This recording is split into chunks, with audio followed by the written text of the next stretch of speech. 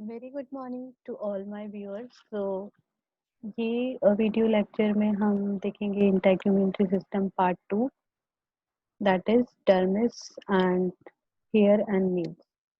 इसका first part मैं already post कर चुकी हूँ, जिसमें हमने integumentary system, structure of skin और एपिडर्मिस के बारे में पढ़ा था। उसका लिंक आपको आई बटन पे मिल जाएगा। इस वीडियो में हम पढ़ेंगे डर्मिस के बारे में। तो जो डर्मिस होती है वो प्रेजेंट होती है बिलो एपिडर्मिस, और ये टफ एंड फ्लेक्सिबल लेयर होती है because it is made up of connective tissue and elastic fibres. Dermis कुछ प्लेसेस पे बहुत थिक होती है, जैसे कि हमारी पाम्स एंड सोल्स, और कुछ प्लेसेस जैसे कि आईलिड्स, वहाँ की डर्मिस काफ़ी थिन होती है। डर्मिस में बहुत सारे अदर स्ट्रक्चर प्रेजेंट होते हैं, जैसे कि ब्लड कैपिलरीज हो गई, सेंसरी नर्व्स हो गई, Pacinian corpuscles, which is the corpuscles of pressure, and Meissner's corpuscles, which are the corpuscles of touch.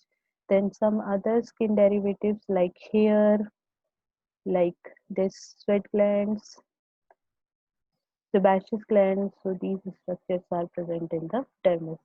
So dermis basically is divided into two regions: papillary region, which is the outer one-fifth part, and reticular region, which is the inner fourth-fifth part, thicker and inner fourth-fifth part.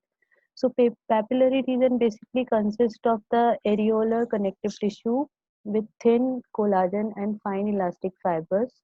So because of the presence of elastic fibers, it gives the elasticity to the skin, and that collagen fibers prevent the excess elasticity. तो skin को इस elasticity provide कराने के साथ साथ उसको एक्सेसली stretch होने से बचाने के लिए कोलाजन प्रेजेंट होता है, कोलाजन फाइबर्स प्रेजेंट होता है। डर्मल रीजन्स में ये जो पेपिलरी रीजन है, यहाँ पे फिंगर लाइक प्रोजेक्शन आपको दिख रहे हैं, इन्हें डर्मल रीजन्स बोलते हैं। डर्मल रीजन्स में फ्री नर्व एंडिंग्स प्रेजेंट होती है, ब्लड कैपिलरीज प्रेजेंट होती है, और कार्पसल्स ऑफ टच प्रेजेंट होती है। ये कार्पसल ऑफ टच प्रेजेंट है यहाँ पे। Next, a reticular region, which is the broader region of the dermis, and it forms about fourth-fifth part of the dermis. It it is consist of dense irregular connective tissue with the bundle of thick collagen and some coarse elastic fibers, and the spaces between these fibers contain some adipose tissue, hair follicles, nerves, sebaceous glands, and the sudoriferous gland, which are also known as the sweat glands. So these are the parts of dermis. Then next is the accessory structure of skin. So in the accessory structure of skin, we will study about the hair, nail, and glands. Glands we will study in the next video. In this video, we will only discuss about the hair and nails. So what are the hair? Hair is basically composed of dead and keratinized, highly keratinized epidermis cells, which are bounded together by the extracellular protein. So if we see the structure of hair from up to down, so the hair is divided into three parts: hair shaft, which is projected out of the skin. So this is hair shaft, which is this is basically made up of dead cells only. Then below the skin, the part which is embedded in the dermis, that part is known as hair root, and this hair root is swollen at the end like the onion bulb. So this part is known as hair bulb. So this hair bulb basically consists hair papilla. Hair papilla is a house for many areolar connective tissue and many blood vessels. So the blood vessels supply the nourishment to the growing hair. Plus the this part, hair bulb, also consists of hair matrix. Hair matrix is the derivative of epidermal basal corneum basal layer. So since it is made up of corneum basal, so the cells of hair matrix are continually dividing. So because of this hair matrix only, the hair is continually growing. So even if we cut the hair, so that hair again grows because of the presence of hair matrix.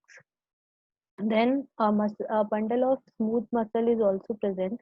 These smooth muscles are known as arrector pillae muscles. So they are present between the hair follicle and the dermal papillary region. So this muscle connects the hair follicle to the dermal papilla. Normally in the normal condition जो hair shaft होता है, it makes less than 90-degree angle with the skin, but whenever you are under certain stress condition, or whenever there is cold outside, at that time these erector pilli muscles get contracted, and because of the contraction of these erector pilli muscle, this hair shaft become erect and forms the 90-degree angle with the skin, and that phenomena is known as goose bump or goose flesh. Okay, so this goose bump and goose flesh occur due to the emotional stress or cold, fright, or under the autonomic nervous impulse. Now this is about the anatomy of the hair. So if we see the structure of hair from outside to inside, so hair is basically made up of three layers. The innermost is medulla. So medulla is made up of 2 to 3 irregular shaped cell, and it is not present in the very thin hairs. So medulla is absent in the very thin hairs, and it contains the pigment granules. So the pigment granules are there to provide the color to the hair. So whenever many pigment granules are present in medulla, that particular hair is of the dark color.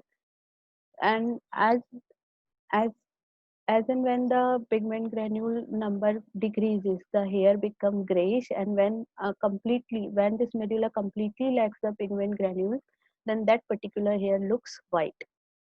And then outside the medulla is cortex, and it is the middle region, and it forms the major part of shaft, and it is consist of elongated cells.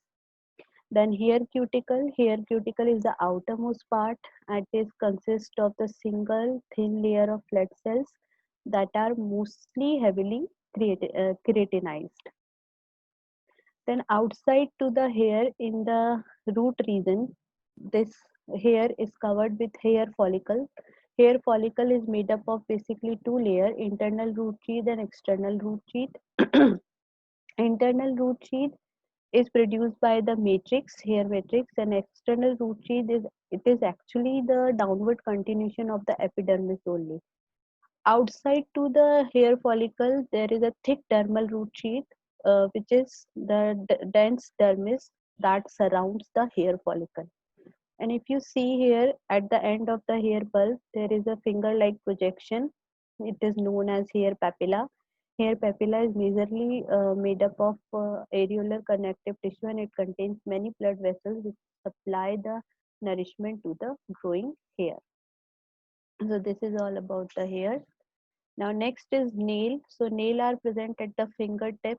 So if we see the dorsal view of the nail, so nail is made up of nail root, then cuticle, lunula, nail body, and free edge. So if we see the sagittal section, so nail root basically contains nail matrix. Nail matrix is the living part of the nail.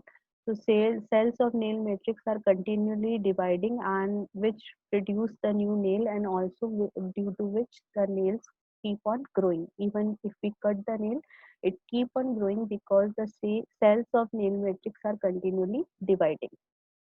Then there is a cuticle cover the little part of nail plate. So this cuticle is known as aponchyme. After the cuticle, this is a crescent half moon shaped structure, which is also known as lunula. This looks white because this particular area has the thickest epidermis over here, and the cells are opaque. That's why this area looks white. Then nail plate, it appears pinkish because the cells over here are transparent, and they appear pinkish because the underlying blood vessels. Then free edge is the growing part of nail which uh, comes out of the contact of the skin. Then hyponchyme is the region which connects the nail plate to the skin. Then below the nail plate is but this skin. Is having the same parts, epidermis, dermis, and inside to it is the phalanx, which is finger bone. So these are the parts of nail. So in this video lecture, only this much we will discuss. In the next class, we will discuss about the skin glands. So if you like my video, please subscribe to my channel and press the bell icon. We are also on Instagram and Facebook, so like our pages over there. And to read about this topic, please visit www.learnsciencesonline.com. Thank you and have a nice day.